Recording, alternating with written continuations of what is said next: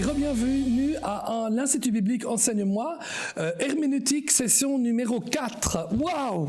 On a déjà parcouru un bon chemin, n'est-ce pas? Nous avons vu la première heure, l'historique de l'interprétation et de l'herméneutique, principalement de l'herméneutique hébraïque, juive, aussi un petit peu de l'historique du protestantisme évangélique. Nous avons aussi vu certains préliminaires et nous sommes arrêtés principalement la dernière leçon sur la révélation progressive. Si vous vous rappelez, nous avons dit que pendant tout l'Ancien Testament, une grosse partie de l'Ancien Testament, tout ce qui était surnaturel était conçu et compris comme venant de Dieu. Et ensuite vient l'exil, notamment l'exil babylonien, où toute une littérature apocalyptique qui a un intérêt sur ce qui est à venir et certainement sur les calamités de l'avenir, est diffusée. Et dans cette littérature apocalyptique vient un concept précis. Dans le monde spirituel, il n'y a pas que Dieu. Il y a aussi le diable et ses acolytes, il y a le diable et ses hordes, il y a le diable et ses démons. Et c'est comme ça qu'à partir de l'exil, la conception de Dieu qui règne est toujours là, mais il y a aussi une conception qu'il y a un adversaire, Satan, qui est adversaire des frères et des sœurs, et qui vient pour détruire l'humanité. On remarque cela principalement par un passage très controverse, où 1 Samuel 24 nous dit que la colère de l'Éternel incita David à faire le recensement. Ensuite, David, en recevant le recensement, est saisi de crainte et de peur. Il se rend compte qu'il a fait une erreur fondamentale. Il criera à Dieu « J'ai péché contre toi ». Et il demande à Dieu aussi d'écarter la peine, si c'est possible.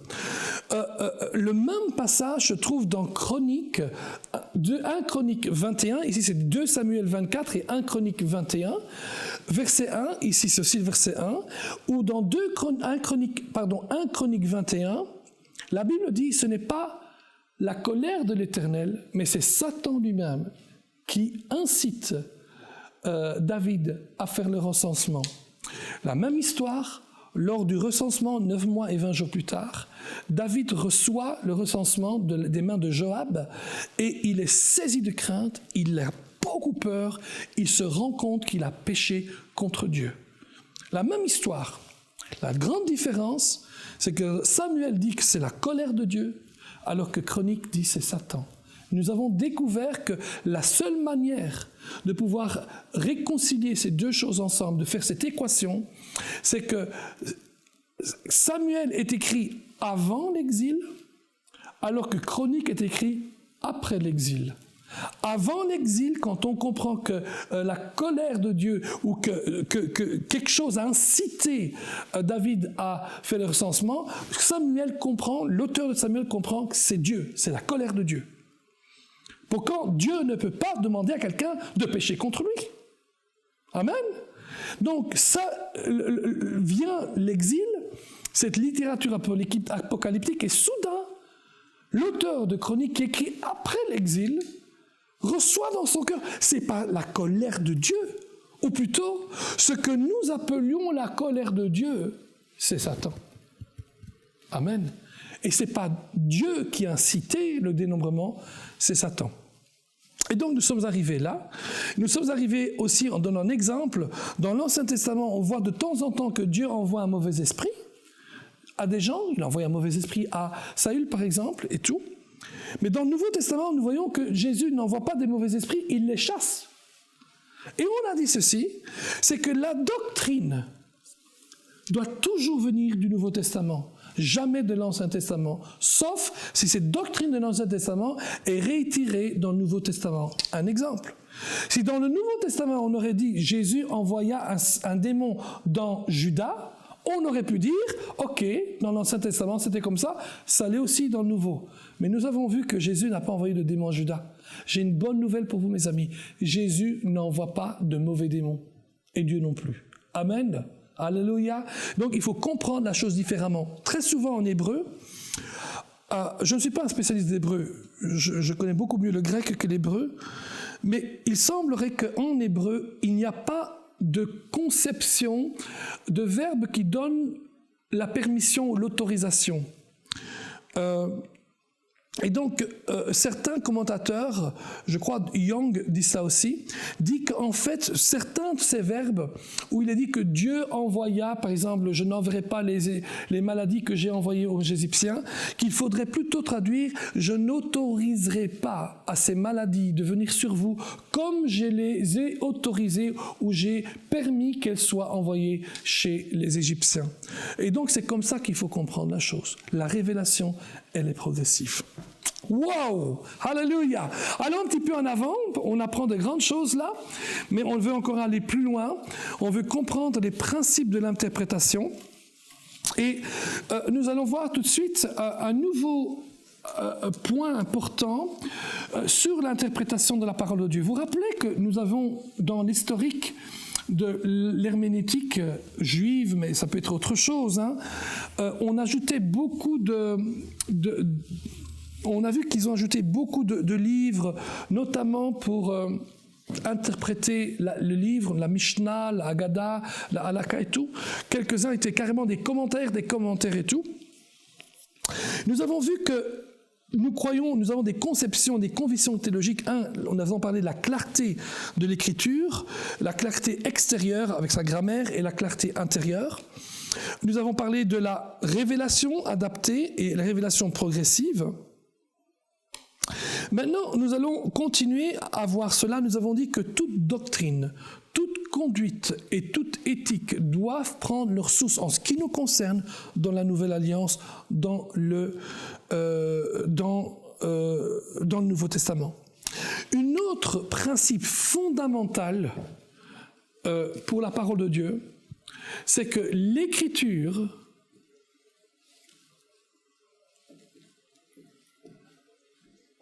interprète l'Écriture. Amen. En d'autres mots, l'interprétation primordiale des Écritures devrait se retrouver dans l'Écriture. N'allons pas prendre un verset et trouver ailleurs, dans un autre livre, dans un autre ouvrage, la traduction de l'Écriture. L'Écriture interprète l'Écriture. On appelle ça aussi, on a une autre nomenclature pour cela, on appelle ça aussi l'analogie de la foi. En d'autres mots, l'Écriture ne peut pas se contredire. Hello? L'Écriture ne peut pas se contredire. Il y a l'analogie de la foi. Il y a dans la parole de Dieu des vérités intemporelles qui fonctionnent tout le temps. Amen. Quand Luther a découvert cette révélation de la parole de Dieu que le juste vivra par la foi, c'est une vérité intemporelle. 500 ans plus tard, c'est toujours le même. Et si Jésus tarde à venir, dans 1 million d'années, ce sera toujours la même chose. Amen. Il y a une analogie de la foi. D'ailleurs, le juste vivra par la foi se trouve dans Habakkuk, mais il se trouve aussi dans Galates, dans Romains et dans Hébreux. Le juste vivra par la foi. Amen. Donc, l'Écriture s'interprète par l'Écriture. Lorsque je lis un passage, pour être certain que j'ai bien compris le passage, je demande à la parole de Dieu de m'aider à interpréter ce passage. D'accord ? Nous pouvons ajouter, les passages obscurs de la Bible doivent donner priorité aux passages clairs. Des passages obscurs, oui. Il y a des passages obscurs dans la Bible, des passages que l'on ne comprend pas. Et une bonne chose pour chacun d'entre nous, c'est de ne jamais camper là où on ne comprend pas ce que c'est. Amen. Et d'apprendre à placer plutôt notre foi, notre énergie dans les choses qui sont claires. Par exemple, marcher dans l'amour, c'est clair. Amen. Mais il y a des choses dans la Bible qui ne sont pas très très claires. Quand il est dit que Jésus est allé en prison, dans l'abîme, etc. Et tout, c'est un peu compliqué. Alors, ne demeurez pas trop là-dedans. Vous pouvez citer les versets, vous pouvez dire ce que vous pensez, mais faites attention de ne pas trop rester dedans. Amen. les vrais éléments de la doctrine se trouveront là où les questions doctrinales sont abordées de manière intensive. À votre avis, où les questions doctrinales sont traitées ou abordées de manière intensive? Bonne question, là. Non, réfléchissons un petit peu. On est en train de parler de la doctrine. Quand on parle de doctrine, on parle principalement du Nouveau Testament. Ça ne veut pas dire qu'il n'y a pas de bonne doctrine dans l'Ancien Testament. Il y a de très bons ouvrages sur la doctrine ou les doctrines de l'Ancien Testament. Mais en ce qui nous concerne, pour nous chrétiens, toutes les doctrines de l'Ancien Testament ont une valeur pour nous aujourd'hui que si elles sont reprises dans le Nouveau Testament. Amen. Alors, quand on parle de doctrine chrétienne, en général, on parle de doctrine dans le Nouveau Testament. Non. Où les doctrines sont-elles intensivement élaborées ou abordées? Dans les évangiles? Matthieu, Marc, Luc, Jean? Ou bien dans les Actes des Apôtres? Non. Dans l'Apocalypse? Pas spécialement non plus. Les doctrines sont largement abordées dans les épîtres romains. Alors, je ne me souviens pas toujours l'ordre comme ça, mais il y a un très bon moyen, je vais vous le dire. Rococo, Galéfi, Cotete, Titi, Philémon. Alléluia. Romains, Rococo, Romains, Corinthiens, Galéfi, Galates, Éphésiens, Philippiens, Cotete, Colossiens, Thessaloniciens, Titi, les trois titres, deux Timothée et Tite, et ensuite Philémon. On peut ajouter bien sûr après Hébreux, on peut ajouter Jacques, Pierre, Jean et Jude. La grande partie de nos doctrines se trouve dans les épîtres qui ont été écrites aux églises, aux serviteurs de Dieu. On a des épîtres qu'on appelle les épîtres générales, comme Pierre, Jean, Jacques, et les écrites pastorales qui ont été écrites à des gens comme Timothée, comme Tite, etc.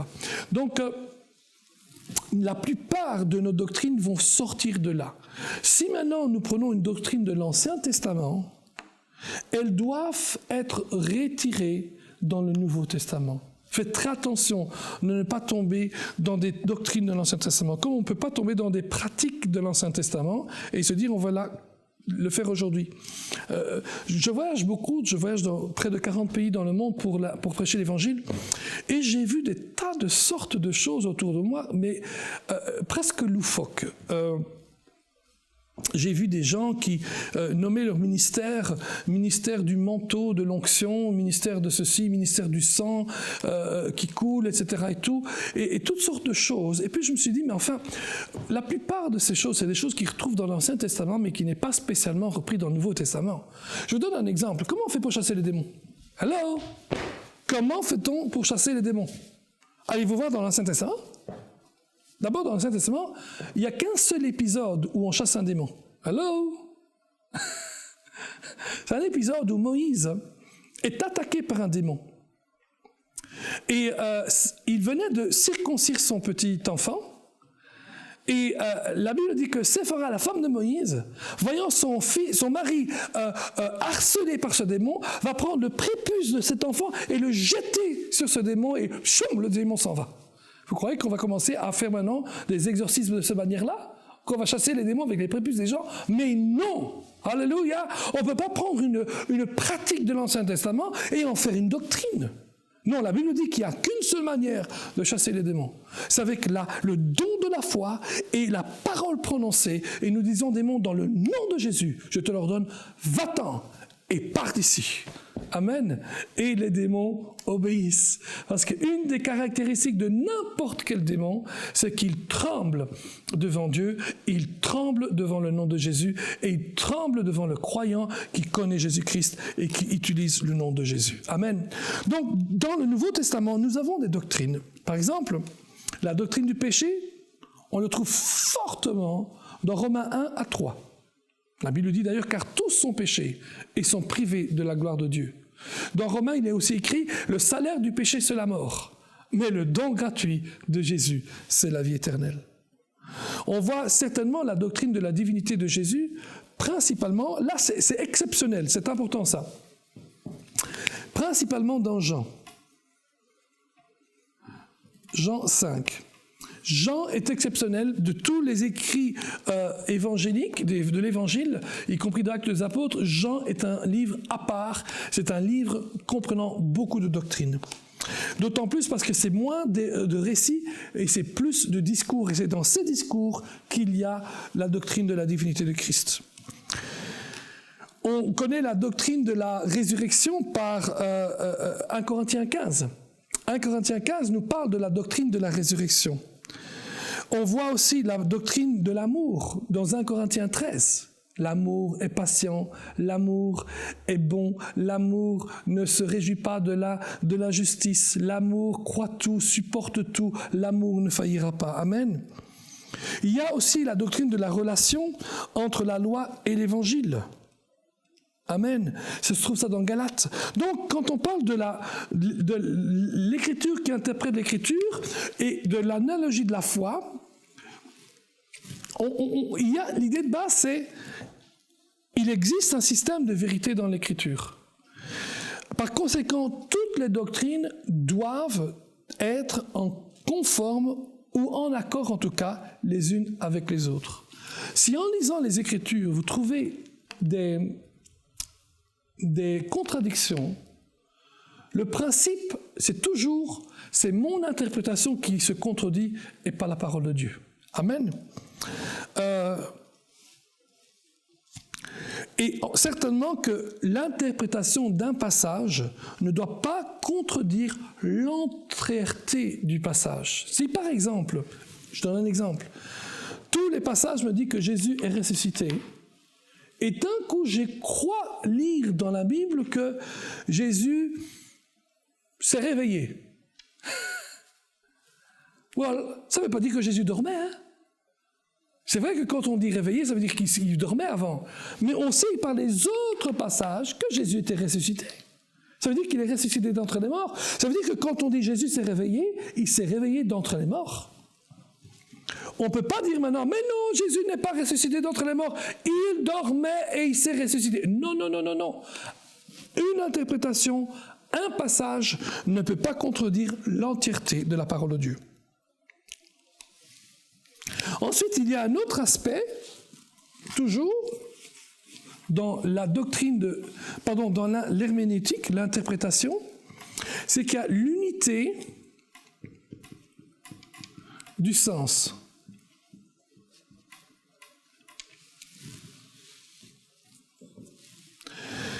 Il y a une unité du sens de l'écriture.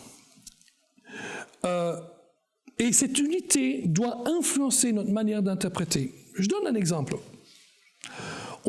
Encore aujourd'hui, les théologiens ont des difficultés à savoir exactement, mais quel est le centre de la parole de Dieu? Quel est le thème central? Et on ne sait pas exactement le thème central. Certains vont dire que c'est la grâce, d'autres vont dire que c'est l'alliance, d'autres vont dire que c'est ceci ou cela. Il est un fait que ce n'est pas clair quel est le thème, parce qu'il y a tellement de thèmes. Mais il y a quand même un fil conducteur. Le fil conducteur que vous avez va vous aider à interpréter la parole de Dieu. Je me rappellerai toujours le fil conducteur que le théologien Oscar Cullmann donnait en disant que la croix est le centre de l'humanité.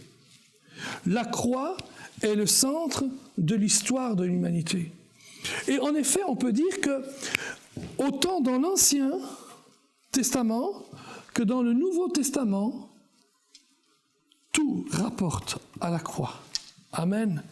Tout rapporte à Jésus. Tout rapporte à l'œuvre de Jésus accomplie sur la croix. Une œuvre complète. Amen. Et nous remercions le Seigneur Jésus parce qu'il est venu sur la croix et il a porté nos péchés, il a porté nos maladies, il a porté notre pauvreté et nous pouvons aller de l'avant avec le Seigneur. Amen. Quand on parle de l'interprétation, on parle de l'interprétation et de l'application, n'est-ce pas? En d'autres mots, chaque passage n'a qu'une seule interprétation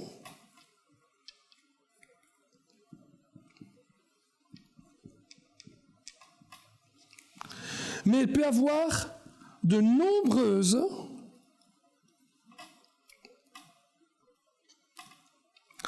applications.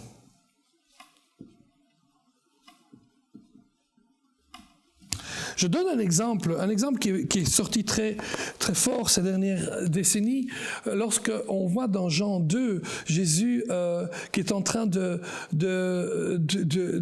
aux noces de Cana, et on voit les noces de Cana, on voit que il y a l'eau, il y a les jarres d'eau, etc. et tout, puis on parle de vin nouveau, et parce que Jésus transforme l'eau en vin, etc. et tout. Alors, j'ai entendu tas d'histoires là-dessus, des tas de prédications là-dessus, et l'une se valent mieux autant que l'autre, parce qu'en fait, chaque fois et chaque prédication est une application de la seule interprétation possible, à savoir, il y avait vraiment des jarres, on a vraiment mis de l'eau, et il y a eu un vrai miracle. Amen. On ne peut pas commencer à dire les jarres veulent dire ça, l'eau veut dire ça, le vin nouveau veut dire ça. Non, non, non. Ça, ce sont des interprétations erronées. Il ne peut y avoir qu'une interprétation par passage. Chaque texte n'a qu'une interprétation, mais le texte peut avoir beaucoup d'applications. Amen. Par exemple, dans l'histoire des jarres, on peut dire voilà, qu'une des applications, c'est que quand le maître dit fais quelque chose, tu le fais. Marie dit aux gens, faites tout ce que Jésus vous dira. Amen. Et on peut appliquer cela. Amen. Mais il faut rappeler que le contexte est clair. Il s'agit bien d'un vrai mariage. Il s'agit d'une fête de mariage à laquelle Jésus est bien invité avec ses disciples, dans laquelle il n'y avait plus de vin, dans laquelle on est venu demander à Dieu, Jésus de l'aide, dans laquelle il a dit remplissez les jarres d'eau. Et c'était probablement les jarres à vin, mais remplissez les jarres d'eau, et ensuite avec le fait que l'eau a été changée en vin. Amen. Le but de l'Écriture est d'être l'instrument de Dieu pour influencer l'humanité. Rappelez-vous ça toujours. C'est pour ça qu'on applique les choses. C'est parce que cela nous influence. Quand on parle de la parole de Dieu, on utilise la Bible aussi d'une manière dévotionnelle. Je vais l'inscrire ici.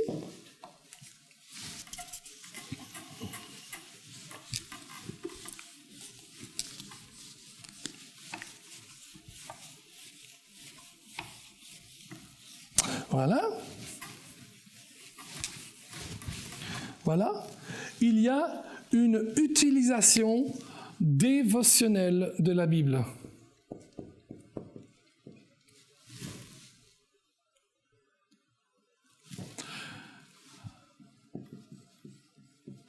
Amen. Une utilisation dévotionnelle de la Bible. Je ne sais pas si c'est avec un N ou deux N, j'ai oublié. C'est pas grave.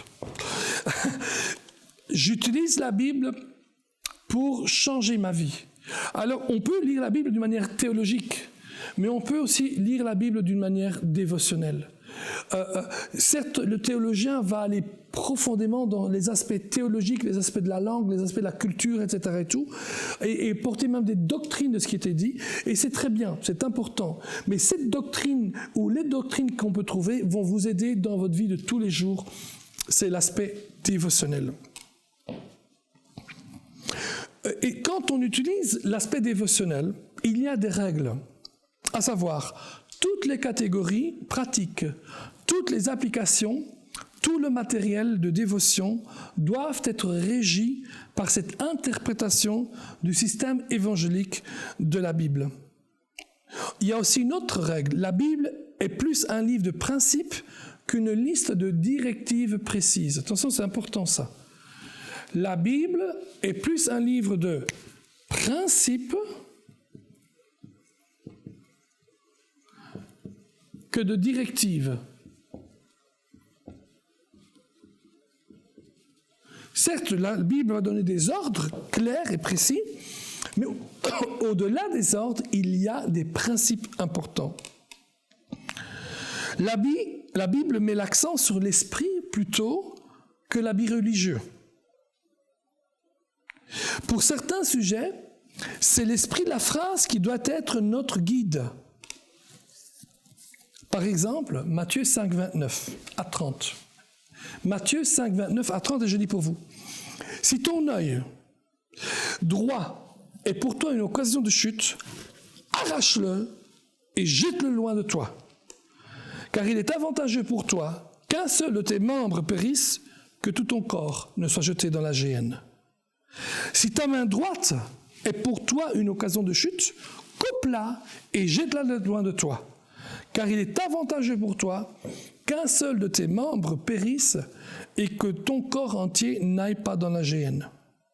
Waouh! Vous avez bien compris que Jésus ne vous demande pas de couper votre œil, d'arracher votre œil, de couper votre main. Hello, réveillons-nous ici. Hein? Rappelez-vous, on lit la parole de Dieu littéralement, on l'interprète littéralement, sauf si on ne peut pas le faire. D'accord? Et on ne va pas couper notre main littéralement. Gloire à Dieu. Les ordres ou les commandements culturels doivent être traduits dans notre culture. Par exemple, les voiles pour les femmes. Amen. On doit faire attention de ne pas tomber avec l'idée que maintenant nous devons mettre encore le voile. Je me souviens très bien, mon pasteur à Rome est un homme extraordinaire que j'aime beaucoup. Et ce pasteur me raconte quand il était tout petit dans l'église où il allait, c'était de mise que toutes les femmes devaient porter un voile pour prier. Alors nous ne sommes pas en train de juger quiconque ici ou de critiquer quiconque, mais c'était son histoire à lui, c'était sa réalité. Et d'ailleurs, dans cette église, les femmes étaient assises d'un côté et les hommes de l'autre côté, dans une autre rangée. Et il dit un jour, je me retrouve à l'église, il avait peut-être 7, 8 ans, 9 ans peut-être, et il voit une dame au moment de la prière qui se rend compte qu'elle a oublié son voile. Et elle se dit, mais qu'est-ce que je vais faire? C'était la période où les dames s'habillaient avec de longues robes. Et qu'est-ce qu'elle a fait? Parce qu'elle n'avait pas le voile, elle a pris sa robe et l'a mis sur sa tête. Et mon pasteur me dit, mais quel est ce Dieu qui dit qu'il faut couvrir la tête en découvrant le derrière? Amen. Je trouvais ça tellement marrant et tellement bien. Amen. Non, la Bible nous dit qu'il y a beaucoup de choses qui ont été arrivées pour nous servir d'exemple, afin que nous n'ayons pas de mauvais désirs comme ils en ont eu. Amen. Ces choses se sont passées comme des exemples pour nous. Donc nous devons distinguer entre ce que la Bible dit et ce qu'elle approuve. Vous pouvez tirer des applications de tous les événements, qu'ils soient bons ou mauvais, qui sont écrits dans la Bible. Les commandements et les préceptes de Dieu aux personnes ne s'appliquent pas nécessairement à nous. Par exemple, Paul dit à Timothée, « Quand tu viendras, apporte le manteau que j'ai laissé à Troas chez Carpus, et les livres surtout, les parchemins. » Il est évident que Paul ne nous demande pas maintenant d'aller à Troas, dans une maison d'un certain Carpus qui n'existe déjà plus d'ailleurs, hein, et nous ne pouvons pas le suivre à la lettre. Mais nous pouvons l'appliquer différemment. On peut dire que celui qui sert l'apôtre peut aussi écouter, obéir, avoir un esprit de service et de gratitude. Amen. Quand Élie dit à la veuve, ça on va le lire, je voudrais qu'on le lise ensemble. 1 Roi, chapitre 17. Je vais vous apprendre quelque chose d'extraordinaire. 1 Roi 17.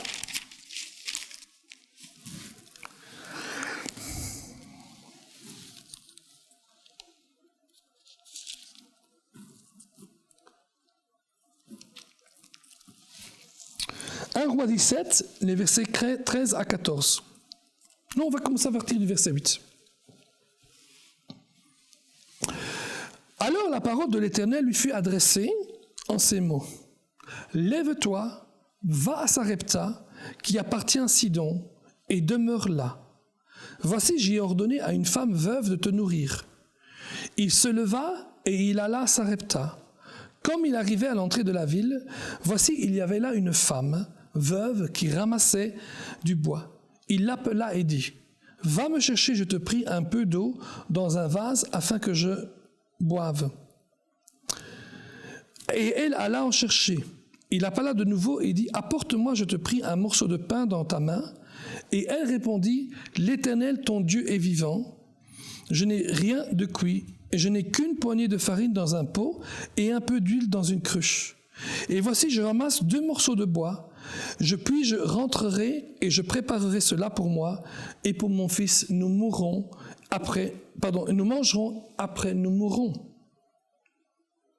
Verset 13. Élie lui dit, ne crains point. Rentre. Fais comme je te dis. Fais comme tu as dit. Seulement, prépare-moi d'abord avec cela un petit gâteau et tu me l'apporteras. Tu en feras ensuite pour toi et pour ton fils. Car ainsi parle l'Éternel, le Dieu d'Israël. La farine qui est dans le pot ne manquera point et l'huile qui est dans la cruche ne diminuera point, jusqu'au jour où l'Éternel fera tomber de la pluie sur la face du sol.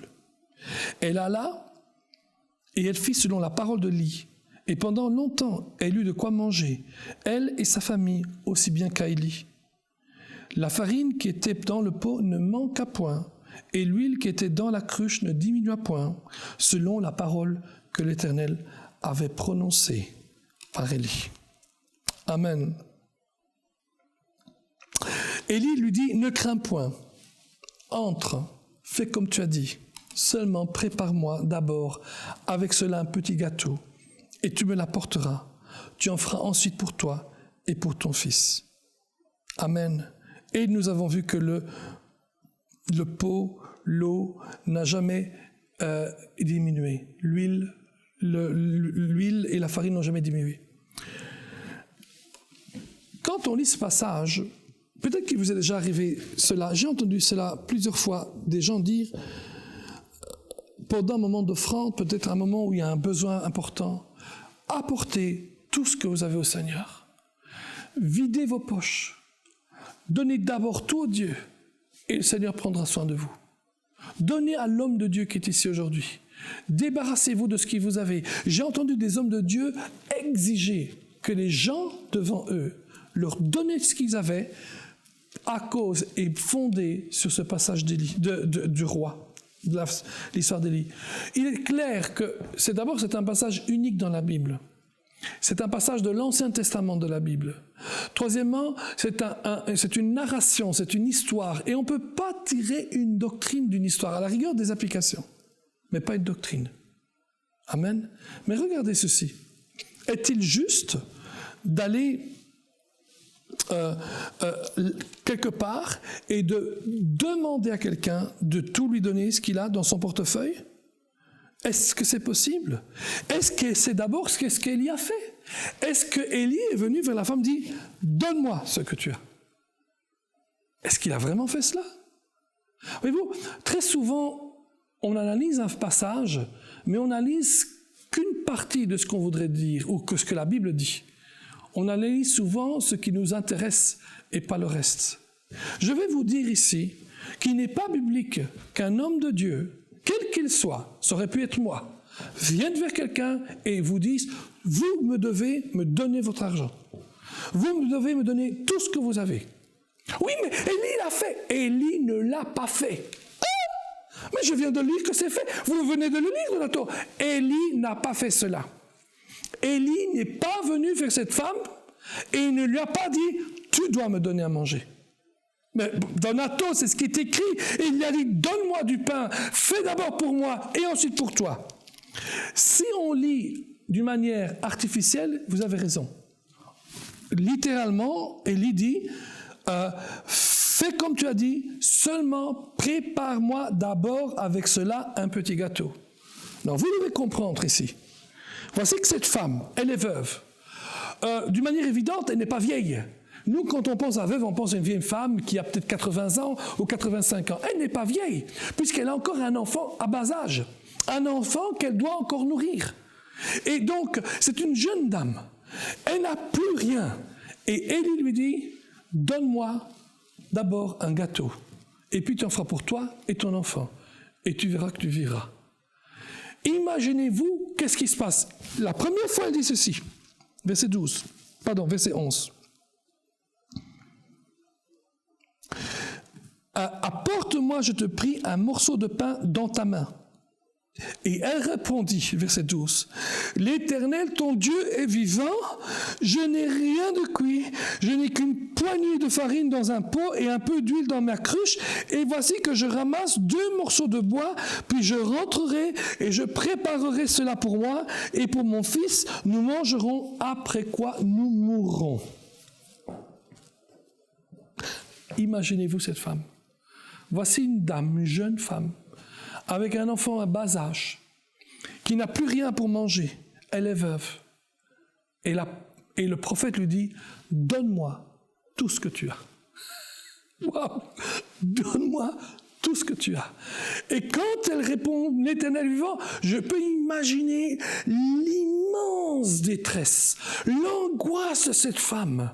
Mais c'est l'air de dire, « Mais homme de Dieu, si je dois faire manger, je vais mourir, moi et mon fils. » Et Élie va insister.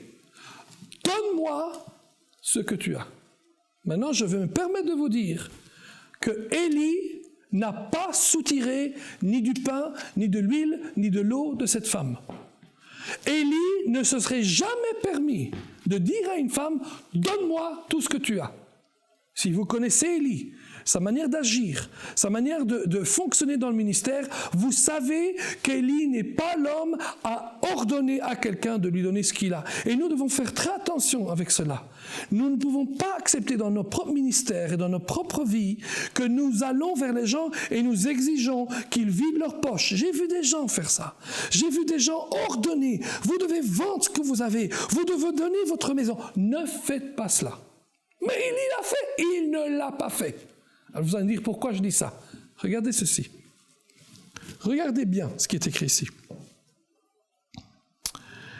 Il se leva, verset 10. Il se leva et il alla à Sarepta. Comme il y arrivait à l'entrée de la ville, voici, il y avait là une femme qui ramassait du bois. Il l'appela et dit, « Va me chercher, je te prie, de l'eau, dans un vase, afin que je bois. » L'eau, c'était facile, il y avait probablement dans le puits. Elle alla en chercher, il l'appela de nouveau et dit, « Apporte-moi, je te prie, un morceau de pain dans ta main. » Elle répondit, « L'Éternel, ton Dieu est vivant, je n'ai rien de cuit, etc., etc., etc. » Vous lisez ça, vous me dites, mais Donato, mais vous voyez bien ce qu'il marquait. Élie a exigé du pain. Il a exigé d'abord qu'elle cuisine pour lui. Élie n'a rien exigé. La seule raison pour laquelle Élie a l'audace de dire à cette femme qui n'a plus rien, « Donne-moi jusqu'à ce que tout ce que tu as, donne-moi du pain, donne-moi du gâteau », la seule raison pour laquelle il a fait cela, c'est pas parce qu'en tant qu'homme de Dieu, il avait le droit de l'exiger. Il a fait cela pour une seule raison. Laquelle? C'est marqué. C'est marqué dans le passage. Pourquoi il a eu l'audace de lui dire « Je vous dis, donnez-moi tout ce que vous avez ». Pourquoi? Pour une simple raison. Le verset 8 et 9 le disent. Alors, la parole de l'Éternel lui fit adresser en ces mots. « Lève-toi, va à Sarepta, qui appartient à Sidon, et demeure là, car voici, j'ai quoi? C'est qui dit j'ai? C'est Dieu qui le dit. J'ai ordonné. J'ai donné un ordre à une femme veuve de te nourrir. Oh, waouh! Ce n'est pas Élie qui a dit à la femme, je t'ordonne, donne-moi à manger. C'est Dieu qui l'avait dit à la femme d'abord. Et Élie était au courant. Élie savait, parce que Dieu le lui a révélé, qu'il a ordonné à cette veuve de donner à manger. Il a ordonné à cette veuve, l'homme de Dieu arrivera et tu lui donneras à manger. Quand Élie va pour cette femme et qu'il attend à manger, elle aurait dû directement lui donner à manger. Mais vous savez quoi? C'est une femme comme vous et moi. une femme qui connaît ses responsabilités, une femme qui connaît la douleur, une femme qui connaît la pauvreté, cette femme qui sait qu'elle n'a presque plus rien, elle n'a pratiquement plus rien, une femme qui sait que ce matin elle s'est réveillée et il n'y avait plus rien à manger qu'un peu de farine, un peu d'huile. Et elle était convaincue que c'était le dernier jour de sa vie, qu'après cela, elle n'aurait plus rien à manger. Certes, elle n'allait pas mourir du jour au lendemain. On a compris. Ce qu'elle voulait dire, c'est que je n'ai plus rien, j'ai plus rien, j'ai plus rien. Elle n'avait plus rien.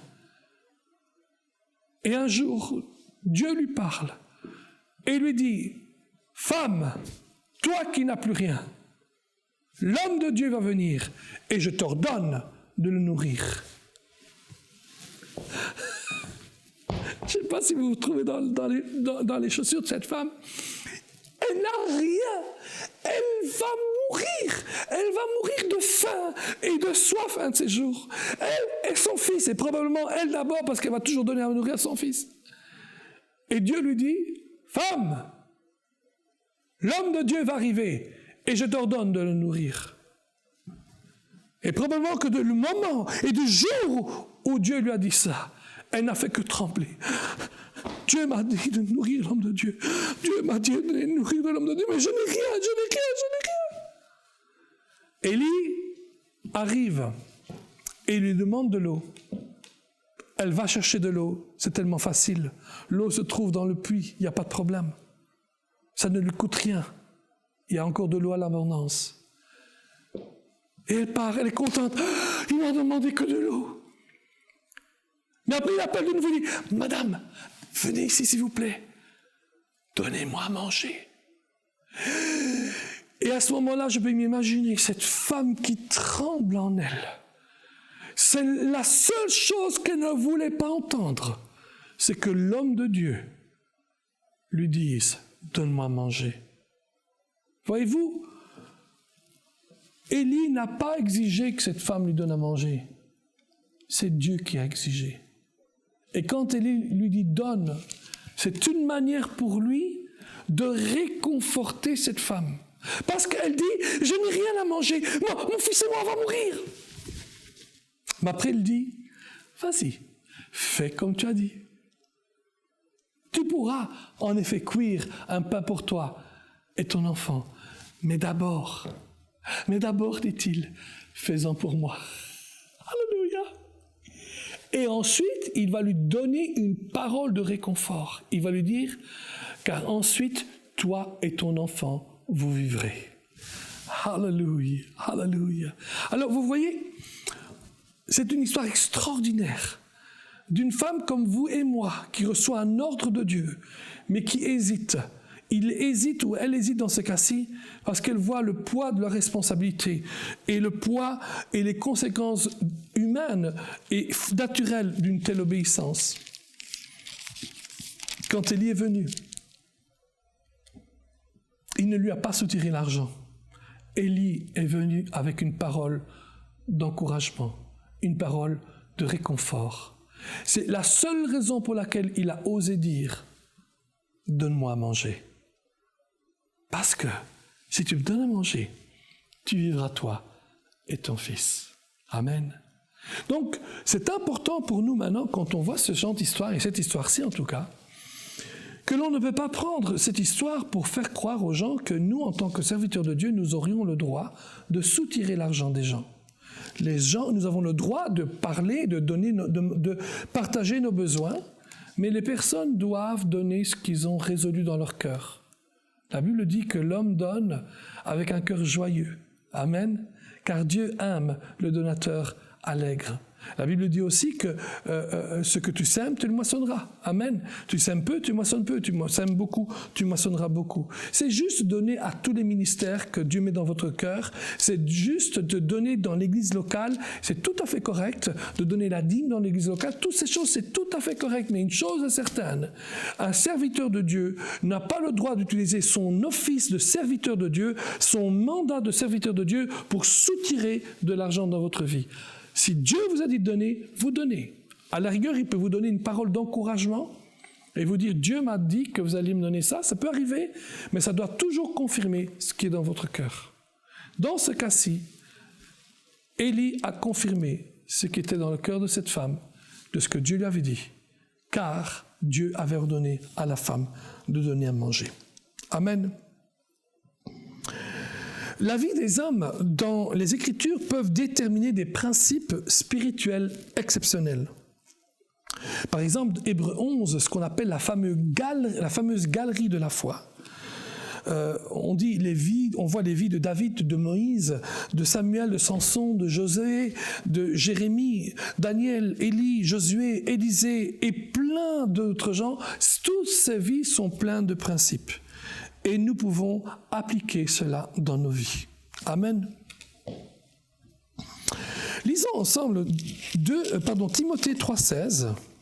2 Timothée 3,16.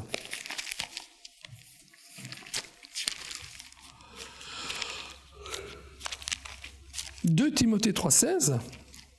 Rococo Galificotete Titi. Alors c'est après Thessaloniciens. C'est comme ça que je me rappelle comment trouver mon passage. 2 Timothée 3,16.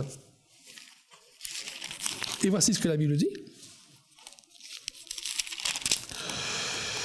Toute écriture est inspirée de Dieu et utile pour enseigner, pour convaincre, pour corriger, pour instruire dans la justice, afin que l'homme de Dieu soit accompli et propre à toute bonne œuvre. Amen. Nous voyons ici un but important de la parole de Dieu. Toute écriture est inspirée et utile pour enseigner, pour convaincre, pour corriger et pour instruire dans la justice. Nous allons analyser ces mots ensemble. Il y a le mot « inspiré » qui en grec veut dire « inspiré de Dieu ». Il y a le mot « utile » qui a une racine qui veut dire « accumuler des prestations ». Ça veut dire quelque chose qui est vraiment productif si on veut. Le mot « enseignement », en grec c'est « didaskalia » qui veut dire l'éducation, l'enseignement. Il y a le mot « convaincre », « elenkos » en grec, un test pour lequel les choses sont prouvées. On peut dire que convaincre veut dire aussi prouver. Il y a le mot corriger qui parle de restauration à l'état juste, de correction, d'amélioration de la vie et du caractère. Il y a le mot éduquer, paideia, utilisé pour la formation complète d'un enfant. Amen. Et donc, c'est important de comprendre cela. La parole de Dieu, elle est inspirée par Dieu, je le relis pour vous. Toute écriture est inspirée de Dieu et utile pour enseigner, pour convaincre, pour corriger, pour instruire dans la justice. Amen. Enseigner, utile, inspirer, enseigner, convaincre, corriger, instruire. Comment Dieu corrige-t-il ? Beaucoup de gens croient aujourd'hui que Dieu corrige encore, ou qu'il corrigerait, ou toujours, qu'il a toujours fait, qu'il corrige avec le bâton. Allô ? La Bible dit que Dieu corrige avec la parole de Dieu. Amen. La parole suffit pour nous corriger. Amen. Nous allons examiner les lignes directrices importantes nécessaires pour bien étudier la parole de Dieu, de façon qu'elle soit utile pour enseigner, convaincre, corriger et instruire dans la justice ou la droiture de Dieu.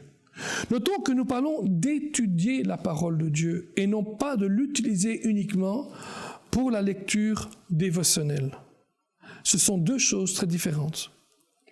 Voyons ensemble de nouveau le texte principal, notre premier texte, où nous retrouvons le grand homme qui est le père de l'herméneutique, Esdras. Nous trouvons son histoire qui nous intéresse dans Néhémie chapitre 8. Néhémie, c'est juste avant Esther et Job. D'abord Job, puis Esther avant, et puis Néhémie avant. Néhémie 8, les versets 5 à 12. Néhémie 8, 5 à 12. Je vais vous l'écrire, comme ça vous l'avez sur le tableau aussi. Néhémie 8, 5 à 12. Amen. Et je le lis pour vous. Esdras ouvrit le livre à la vue du peuple, car il était élevé au-dessus de tout le peuple. Et lorsqu'il l'eut ouvert, tout le peuple tint en place. Esdras bénit l'Éternel, le grand Dieu, et tout le peuple répondit en levant les mains. Amen, Amen. Et ils s'inclinèrent et se prosternèrent devant l'Éternel, le visage contre terre. Il y a toutes sortes de noms que je saute parce que c'est trop compliqué pour les répéter et les relire, etc. Et les Lévites expliquaient la loi au peuple. Je suis au verset 7 là. Et chacun restait à sa place. Ils lisaient distinctement dans le livre de la loi de Dieu et ils en donnaient le sens pour faire comprendre ce qu'ils avaient lu. Néhémie, le gouverneur, Esdras, le sacrificateur et le scribe, et les Lévites qui enseignaient le peuple, dirent à tout le peuple, « Ce jour est consacré à l'Éternel, votre Dieu. Ne soyez pas dans la désolation et dans les larmes, car tout le peuple pleurait en entendant les paroles de la loi. » Ils leur dirent, allez, mangez des viandes grasses et buvez des liqueurs douces et envoyez des portions à ceux qui n'ont rien de préparé, car ce jour est consacré à notre Seigneur. Ne vous affligez pas, car la joie de l'Éternel sera votre force. Les Lévites calmaient tout le peuple en disant, taisez-vous, car ce jour est saint, et ne vous affligez pas. Tout le peuple s'en alla pour manger et boire et pour envoyer des portions et pour se livrer à de grandes réjouissances, car ils avaient compris les paroles que l'on leur avait expliquées. Waouh! Alléluia! Ici, on voit des choses intéressantes et on va vite aller voir cela. Dans cette manière dont ils ont d'interpréter la Bible, tout d'abord, c'est qu'ils abordent la parole avec un esprit d'adoration. Les versets 5 à 6 sont clairs là-dessus. Ils ouvrent le livre. Lorsqu'ils ouvrirent le livre, le peuple se tint en place et ils disent Amen, Amen, et ils s'inclinèrent et adorèrent l'Éternel. Ensuite, ils reconnaissent ceux qui sont bons dans l'enseignement et l'adoration. Amen. Ils reconnaissent qui était bon dans l'enseignement. Ici, on voit Néhémie, Esdras et les Lévites qui enseignaient le peuple. Donc, on reconnaît qu'il y a des gens qui sont bons dans l'enseignement. Et c'est une bonne chose. Puis, au verset 8, on voit qu'ils lisaient clairement. Ils lisaient distinctement. On voit aussi toujours au verset 8, qu'il donnait le sens. C'est important de donner le sens. On lit la parole pour en connaître le sens. Amen. Ensuite, on voit qu'ils comprennent, parce qu'on voit, la Bible dit, ils donnaient le sens pour faire comprendre ce qu'ils avaient lu. D'ailleurs, ils sont tellement éblouis qu'ils se mettent à pleurer. Ils répondent avec sainteté, on voit ce qui s'est passé, on l'a lu dans le verset 9 à 12, donc quand il dit « ce jour est consacré », et donc on voit ici qu'il y a une différence d'ailleurs entre l'exégèse et l'herméneutique. L'exégèse, c'est ce que l'auteur a voulu communiquer au peuple de l'époque. L'herméneutique, c'est ce que le texte signifie pour nous aujourd'hui en appliquant les principes et non les pratiques. Amen. Et donc on voit la manière dont le peuple voit la parole de Dieu. C'était un réveil extraordinaire de la parole de Dieu et du peuple de Dieu. Finalement, le peuple de Dieu redécouvre la parole de Dieu. Il découvre, et pendant qu'elle est lue, il y a un homme qui est certainement loin. Amen. N'oublions pas que nous croyons dans l'onction du Saint-Esprit, nous l'avons dit. On lit avec la grammaire, on lit avec la géographie, tout ce qu'on a, mais on lit surtout aussi avec l'aide du Saint-Esprit. Et ces gens ont écouté Esdras lire la parole de Dieu. Et en écoutant la parole de Dieu, ça a ébloui leur vie. Or, que nous puissions tous lire la parole de Dieu de telle manière. Pas comme un livre quelconque, mais comme le livre qui est la parole de Dieu. Que nous puissions l'approcher en adorant le Seigneur, avec un esprit d'adoration, en reconnaissant qu'il y a des gens qui sont loin par Dieu pour nous dire et bien enseigner, et en lisant clairement volontairement, ne pas lire ce qu'on veut lire dedans, mais en lisant ce qui est écrit dedans. Voir aussi ces gens qui savent nous donner le sens, qui fassent cette exégèse, qui vont retirer dedans ce que l'auteur voulait dire. Aussi que nous puissions comprendre la parole de Dieu et répondre avec sainteté. Ne prenez jamais le livre de la parole de Dieu à la légère. La parole de Dieu est la vérité et vous connaîtrez la vérité et la vérité vous rendra libre et vous serez libre pour toujours. À Dieu soit toute la gloire dans le nom de Jésus. Amen. Cette émission est rendue possible grâce au précieux soutien des partenaires d'Enseigne-moi Canal International. Retrouvez tous nos programmes sur enseigne-moi.com.